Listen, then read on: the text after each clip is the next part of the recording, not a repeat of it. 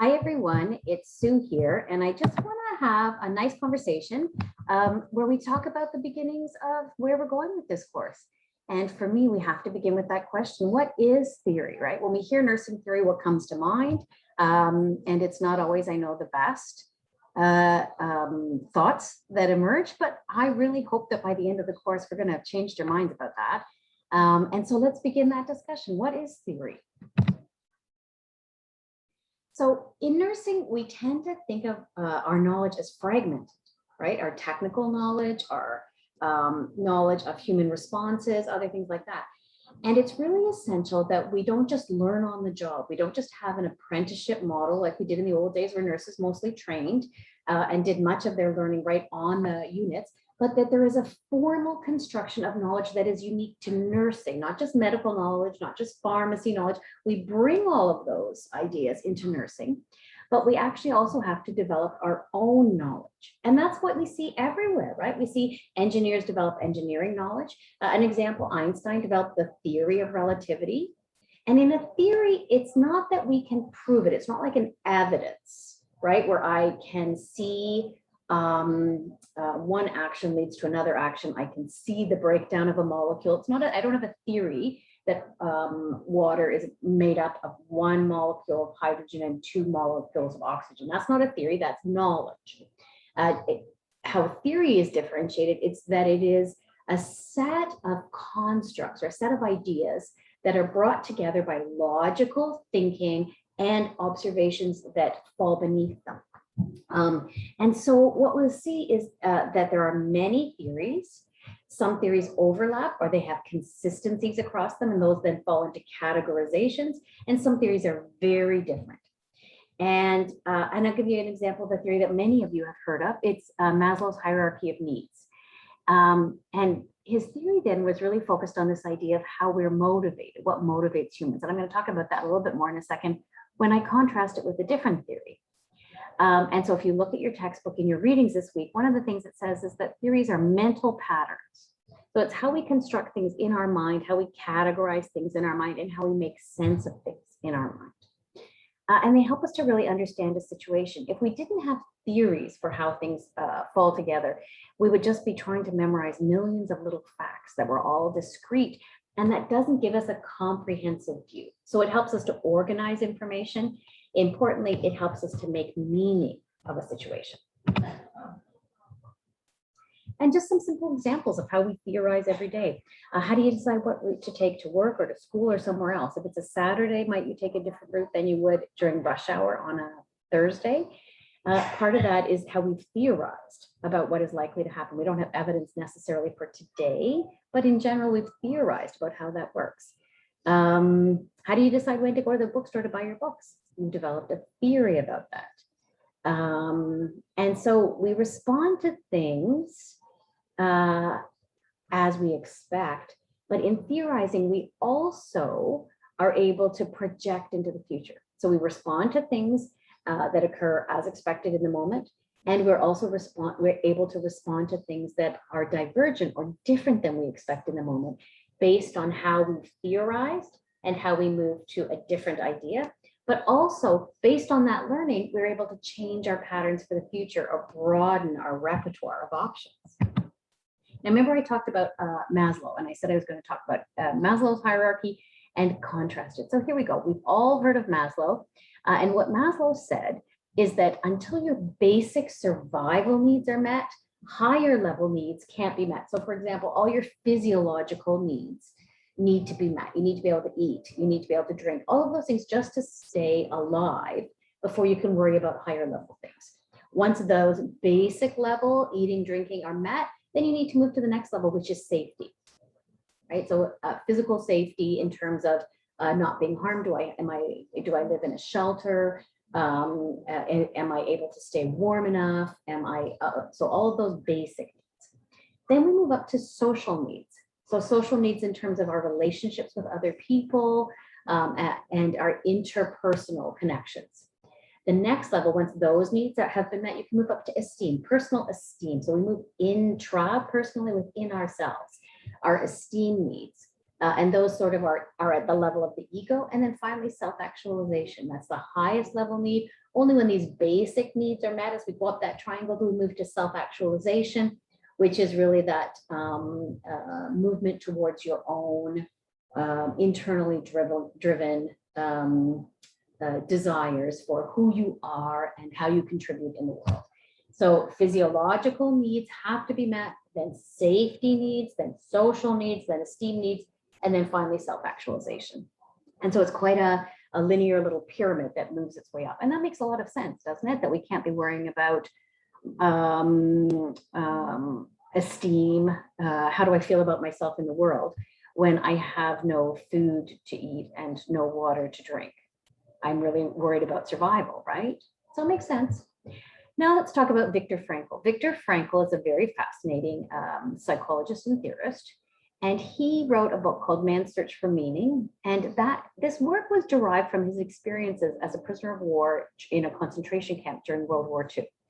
And during that experience in the concentration camp, it was horrific, right? It was a horrific experience, and he saw many things. And what Viktor learned through that experience and through many years of observation of, really catastrophic life conditions was that, I guess a question that arose for him was, why is it that some people persisted? They carried on under the most difficult circumstances, and other people gave up. They couldn't live. They walked to the fence knowing that they would be shot and killed. What was the difference between those who had that desire or that need to survive and those who didn't? And ultimately, Viktor came up with this theory that it was having something that was meaningful to you. So in his case, he had a manuscript. He had written a manuscript like for a book prior to the war, and he had hidden it away, and he had his manuscript. And so for Viktor, the need to survive that generated within him that survival instinct was not about, did he have enough to eat? Did he have enough to drink? He didn't. But he had a need to survive based on something that was meaningful to him. And in that case, it was that manuscript. And so you see how different his theory is than Maslow's theory. Can we prove one or the other? We can't, right? We can't say only one exists or only another exists. They can exist alongside, and part of that is your choice, right? So what do I believe in terms of my own values, in terms of what I observe in the world, and in terms of how I analyze those theories? Do they both have merit? And so in the world of theory, including nursing theory, we can have opposing views, different perspectives that exist alongside. Now, within evidence, we can't have different perspectives, right? Evidence tells us about what we know based on our best available information about the order of the world and conditions that exist that are observable and measurable. Theory tells us about what we surmise. And so theory tells us about how we organize ideas and concepts and observations philosophically, and how we construct a reality or a belief about the world, but it is not provable or not provable or disprovable.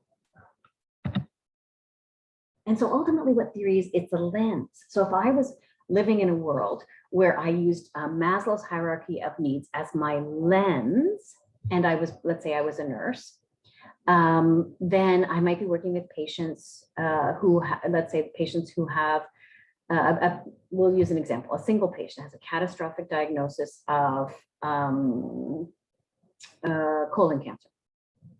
My goal might be to help that person with meeting their basic needs, to be able to eat, to be able to get enough fluid, and then to look at safety needs, and then to move up that hierarchy, social needs, and move up. Does that make sense? And of course I would. Somebody with colon cancer, I need to make sure they're able to ingest enough nutrition to survive.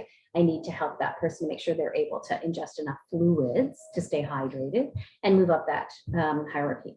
On the other hand, I could also be working with a patient who has a new diagnosis of colon cancer. And I might be really looking to say, in my interaction with that client, how can we make meaning of this situation? For you, what is the meaning associated with this, and what is meaningful in your life? Do you see how I can work with a client in both ways? And it's not either or. Often we can use multiple theories together. And here's a couple of just visual examples. Do you see how with one lens, we can see a picture of an older woman here? You see that feather coming up from her hair, the top of red hair are her bangs, and that orange color is her scarf. She's got quite a large nose, and you can see her eyes and her mouth down there, and then sort of blue as her collar around her shoulders. So we see the side view of an older woman. Now look again, and we see the side view of a young woman. So if you see, we've got her face still. What we saw in the original older woman picture, one of her eyes has actually become the ear of the younger woman. We see again her hair, the red hair, but we see more of it. Her red hair coming across, a feather coming up from her hair. We see that what was the mouth in the older woman is a necklace or a ribbon around the neck of this younger woman. And we see that orange sort of scarf flowing back from her head. So our lens enables us to see that movement back and forth. It's important to recognize we don't see it little by little, but we move instantaneously from one view to another view, right? So you see one, and sometimes it's hard to get out of your view. That's important when we think about nursing theory and life and nursing, that you may be stuck in your own view. And it's important to try to pull yourself back enough to say, is there another perspective? Is there another view? And to move to the other one. And here's another one. This is a more common one. And so what do you see here? Some people might see a vase in the center looking at the light gray area. Some people may see two faces looking at the dark area, looking towards each other. And here we go. This is a nice one because it's a little more complex. So in one view, you can see an older man, the face of an older man. So do you see his eyes and his a little bit craggly nose, and he's got a beard. There's his ear over on what will be your left side, and like some viney thing around his head. So an older man looking off to the side. Now switch, if you can, look back to what you thought was his nose, and instead it looks like a person sitting on a little hill near a tree stump. And what were originally the eyes are two little huts in the background.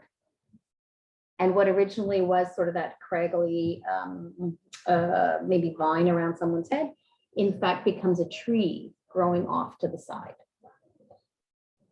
And so again, that snap, and we can move back and forth between seeing that older man looking off to the side with his beard, and that young person sitting looking towards those two huts. Snap back and forth. And so it's important to recognize that what you saw was based on your framework, your own thinking, your own lens. And through this course, you're going to see that there's different perspectives based on your lens, how you look at things and how the theorists look at things. And we're not going to agree with everything. And there's many, many things I don't agree with, but we need to be open to understanding different perspectives and different views of the world. And so we're going to look at sort of the language and the construction of nursing theory. And then when we come down to actually looking at theories specifically, we're going to talk about levels of theory. Most often in nursing, when we talk about those frameworks, those perspectives, we're talking about what are called grand theories or these conceptual models. In your textbook, you'll see that those are differentiated. I'm never going to ask you to differentiate those two. I'm trying to really stay away from being tedious, but really focus on the main ideas here. Now we're going to come back to this basic idea. So why do we have to do this? Why don't we just learn what we need to know to be able to function at the bedside? And bottom line here, you need this to function at the bedside or in the community or whatever your practice setting will be.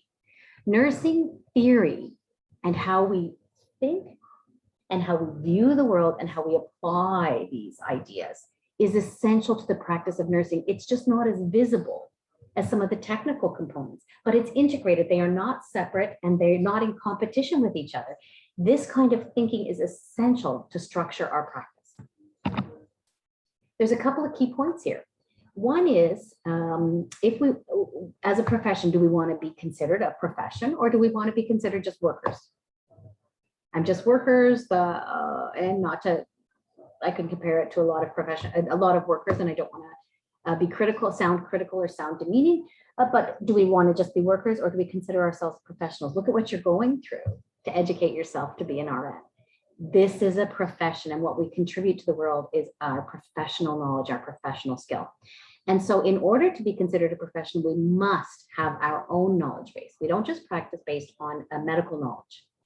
We don't just take that knowledge. We do borrow from many disciplines, but we integrate that knowledge in our own construction of our own knowledge. And that is necessary for any profession.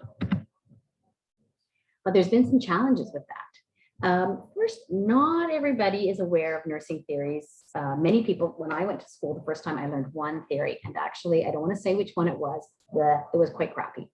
Or it didn't connect with me. It absolutely had no connection to who I was and what I felt. It was a very superficial application. And so there's many nurses who may have experienced nursing theory that way, or really had very little to do with it, because nursing theory is relatively young. Now, relatively, I'd say we're looking at 40 or 50 years, but to move into practice, it is still relatively young. Often they see nurses in practice see nursing theory as something that happens like at universities. We teach it in academic programs, but it's not really about practice. That's actually, I think, kind of destructive to the whole profession of nursing. And that's something we really need to work against, and to really see the application of theory in practice. And also there's a little bit of a tension between a movement towards evidence-based practice versus a nursing theory-based practice. And we're going to see by the time we get to week 11 how those two are not in opposition, and frankly, they work best together. So here we're going to focus on developing an appreciation for the study and development of nursing theory. And we're going to talk about theory application, and really that idea of knowledge development within our profession and within your own career. So how do we develop theory anyways? Theory isn't something that's just observed, although our observations can lead to the development of theory. We look at models that prepare us for practice, and we look at our professional community. We develop frameworks because they help to sort out those details. Remember, I said there's a million details. How do they make sense? You can't just memorize everything. We look at our professional discipline, and we consider what models help us to see different approaches. And then when we have an awareness of many models, in this course, you'll learn lots of grand theories. Those are bigger theories, and mid-range or practice level theories. That's really important because not all of them align with how you want to nurse. And so it's really important that you have some exposure to begin to be aware of what's out there. And studying and practice with these models helps you to learn to be a nurse. Learn the practice of nursing and learn what's your trade. So let's talk for a second about language. And what I'm going to say is this is tedious. We're going to try to just get it and then get over it. We see all kinds of changes in language all the time, and we adapt to them quickly, right? Everybody knows all of that. 10 years ago, we may not have been looking at all of these terms, and we see more and more, right? So language changes all the time. Nursing has its own language, and you're learning that. You may know all of these, some of you may know some of them, and let me grab some out here. QH, QHS. So two different things. QH is, it could be like Q2H, Q3H. So that's every hour or every 3 hours, whatever. QHS, if I add an S at the end, would be at bedtime, at the hour of sleep. Lights up here in the center is a short form for electrolytes. CHF is a typical short form congestive heart failure. And NNV, nausea and vomiting. RX, prescription. So there's lots of different abbreviations and terms that we use all the time, and they become part of our professional language. Nursing theory has lots of terms, and they'll become part of our professional language as well as we move through the course. Okay, we're going to learn this. You're going to know it. You're a scholar, and then you're not even going to have to think about it anymore. Some of these words are new, and you're just going to learn them the way you would learn any other new word. So the structure of nursing theory and the structure of nursing knowledge helps to organize all of the knowledge in the world and bring it down from the highest, most abstract level down to the most discrete level. And so these are the 4 categorizations. And the first one is the meta-paradigm. Meta-paradigm is the all of everything, the knowledge of everything, right? So it's that broad everything. And in nursing, we'll talk about this as we move through these slides. The meta-paradigm, the knowledge of everything, has been categorized, right? It's been categorized into 4 categories. And it's really important that we recognize that, because otherwise the meta-paradigm would be a million different ideas. How do we categorize them? How do I remember all those million different ideas? And how do I differentiate between one theory and another theory? And on what grounds are they different? Is it all those little minuscule ideas? Well, we've categorized in nursing. The knowledge of everything in nursing can typically be categorized under 4 meta-paradigm concepts. We've got the meta-paradigm, the knowledge of everything. But in nursing, there's 4 concepts, 4 areas where knowledge is accumulated and where we can contrast different theories. And that is a knowledge of nursing, knowledge of person or people, knowledge of the environment and how you define the environment, and knowledge of health. Nursing, person, environment, and health. And we'll talk about that as we move through this discussion and through the other modules.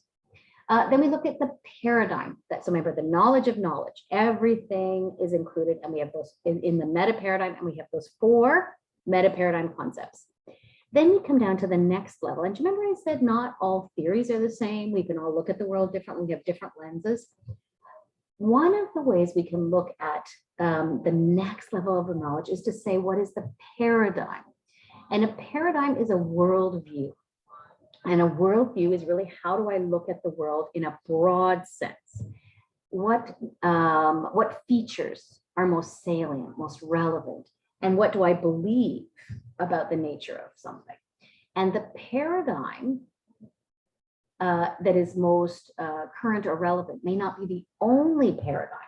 So often there are competing paradigms, and there's no challenge to having more than one paradigm. And we're going to talk about in nursing theory the contrast between the 2 most common paradigms or worldviews under which nursing theory is constructed.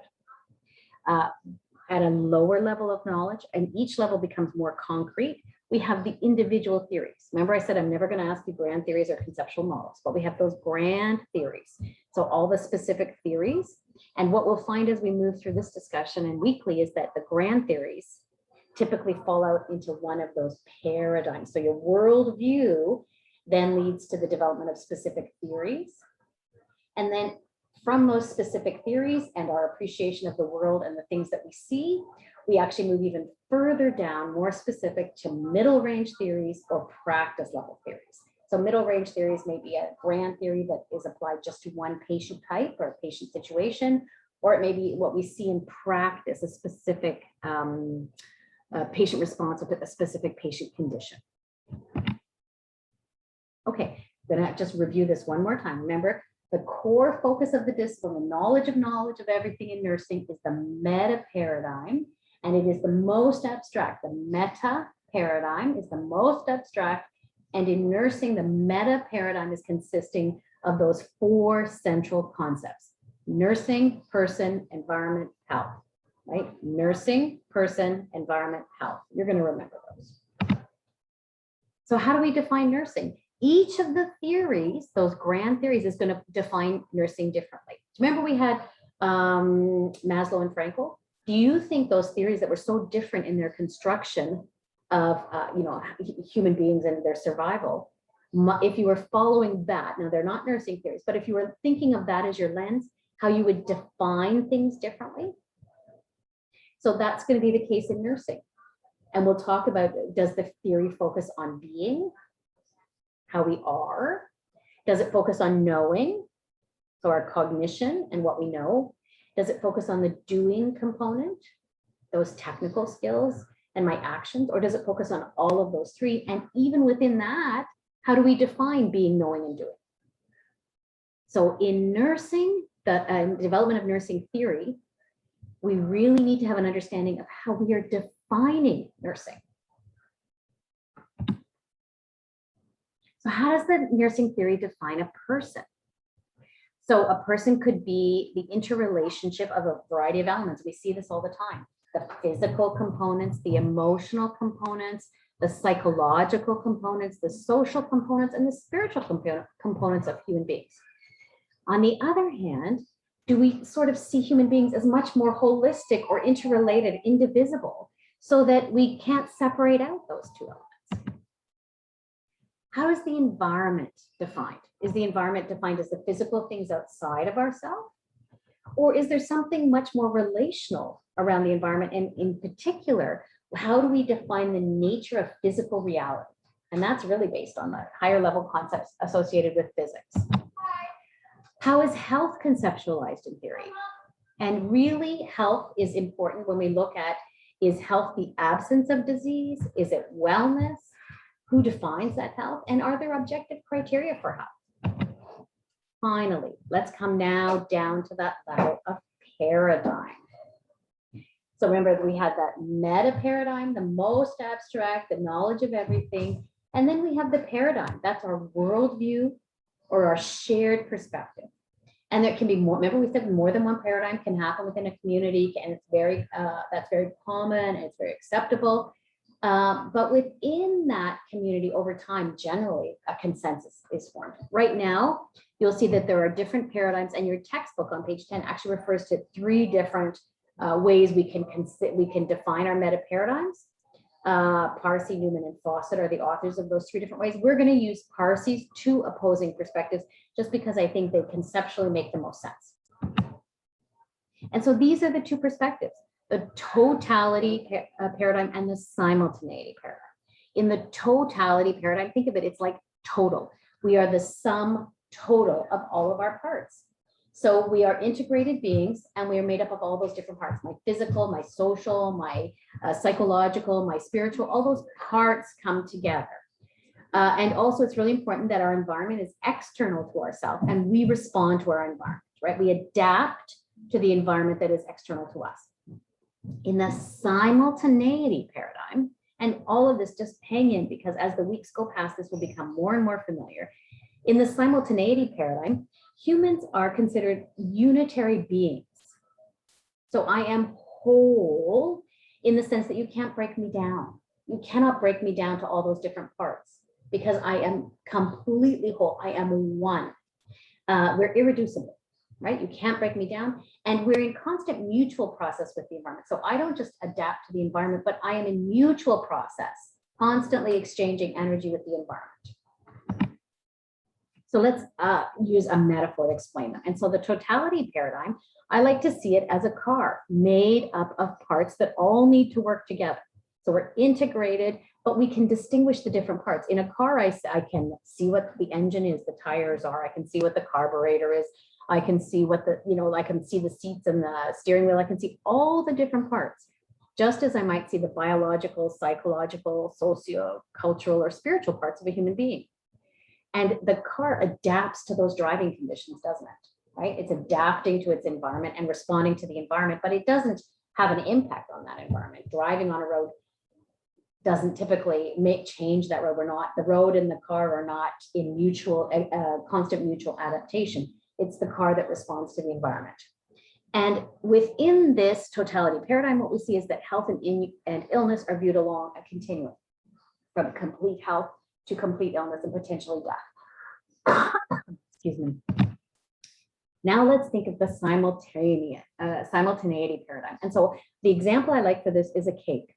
Think of a cake. When you make a cake, you put all kinds of ingredients in there. So you have eggs, you have sugar, you may have something like milk and butter, you may have flour. So you have a whole bunch of ingredients, right? When you mix those ingredients together and you bake the cake, and you slice your piece of cake, we can't pull out all the different ingredients. They're not divisible. They have become something different. They are unique and whole, right? That cake is unique and whole. I can't say this is the egg part, this is the sugar part, right? So that cake really represents that simultaneity perspective where all of those ingredients are unitary. And so humans are irreducible. I can't break, the human being is the baked cake. I can't break it down into those basic components. And ultimately that cake is seen, or that human being is seen as connected with the universe and existing in that mutual process with the environment, where I am exchanging energy with the environment and the environment is exchanging energy with me. Let's talk a little bit about grand theories and or conceptual models. And remember, I'm not going to ask you to differentiate those. And so when we think of nursing theory, often this is what we think of, because those are the defined theories and the theories that we know most about, we hear most about. And often those are the conceptualizations that are associated with our profession and with our practice. Grand theory can be applied across a range of settings. So I could use it in community, I could use it in acute care, I could use it in rehab, across a range of settings. I can use it with a surgical patient or a medical patient, all kinds of settings. And grand theories always define those 4 meta-paradigm concepts: nursing, person, environment, and health. And we define those very clearly in a grand theory because they should be used across many settings. And so I need to define those settings. And it's depending on how we define those 4 concepts, how theory is applied in different ways. Now, remember we had grand theories and we went down to middle range theories or practice level theories, and those were at the bottom. Those are the least abstract theories, and they're the most rapidly growing. So we've kind of defined everything in nursing theory that can be defined at the grand level. We've also moved on in our thinking about whether it's even possible to have theories that can be used everywhere. And instead have moved to this middle range or practice level theory development. And so when we think of middle range is typically drawn from a specific grand theory. So I use Watson's theory of human caring, but I specifically look at one concept. I may look at one Caritas process, or I may look at its application in a specific setting, right? And I may then actually test it. Remember conceptual models, right? Of grand theories, they're not testable. They're theorizing about a broad range of knowledge and information. At the middle range theory, that's where we actually can do some testing to see if those relationships that we're postulating, those relationships that we are believing are existing, are actually true. And then we also may look at concepts that are of particular relevance to nursing. So an example here you see is resilience. And then a practice theory is remarkable because it's derived from the day-to-day experience of nursing. And really we look at how it is so much aligned with that specific work that nurses do in a given field, right? So working with patients with congestive heart failure and what we know about their experiences or their recovery from and living with long-term implications of congestive heart failure. I may develop a practice theory associated with that patient context. I'm going to remind you again, right? Middle range theory, that is taken right from the level above. That's taken from grand theory. It can reflect application of theory from another discipline to nursing or nursing to nursing, a very specific level. We can test those specific relationships and we can focus on exploration of specific concepts. Practice level theory, the day-to-day experiences of nurses, right? And closely aligned with the work that nurses do in any specific field. And can you believe it? We're at the end. So for next week, you're going to move on to looking at nursing knowledge again. We've got some online postings. You're going to read chapter 3. And if you haven't already read chapters 1 and 2, then go ahead and read chapters 1 and 2. And I hope this has helped to clarify that. So good to meet all of you and begin our journey together.